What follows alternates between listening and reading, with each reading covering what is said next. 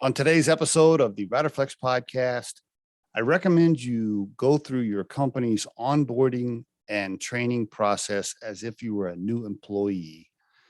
If you have been there for a super long time, or you're an executive, or you're the CEO or the business owner or a founder. Why? Because you may not know what your new people are going through, especially at the associate level.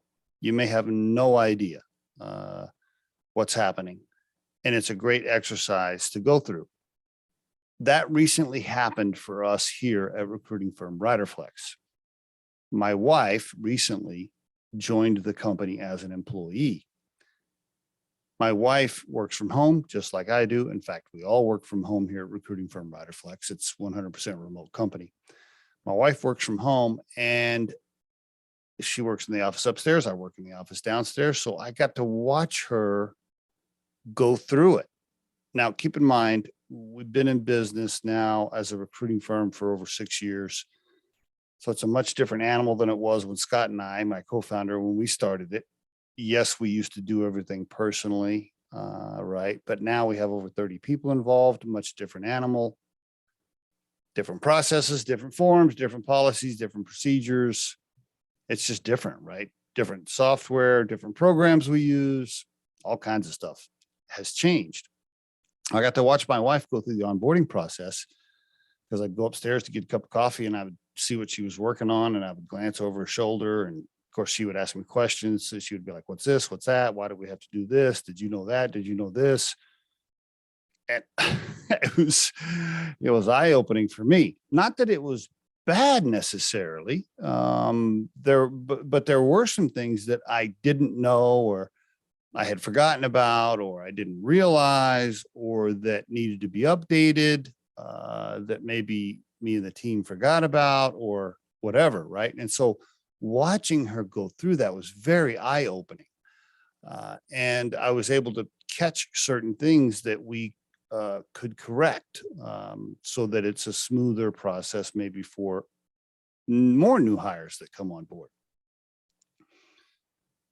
When you're at the executive level, you really are detached from a lot of the things that the associates are dealing with or the associates are having to mess with when they're first hired. And even after the onboarding process, their first few weeks in the business, you start to realize what maybe you didn't train them on that should have been included in the training, right? And again, I'm seeing this because my wife is in the same house with me, working remotely, telling me all the things that we need to fix. Super awesome, right? I'll go upstairs. She'll be like, well, that wasn't in the training. I'm like, oh, okay. Yeah, I guess we need to add that, right? Some things that maybe other new employees may not mention to the CEO. My wife's mentioning it. So it was almost like I was personally going through the training because she would tell me all about it and point out all the things that we needed to enhance or improve.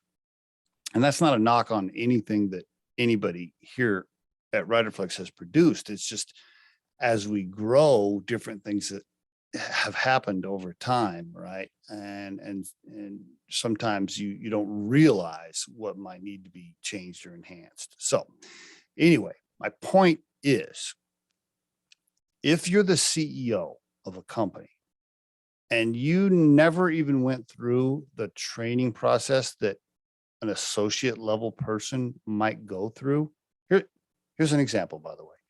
Let's say you're the CEO of a distribution company.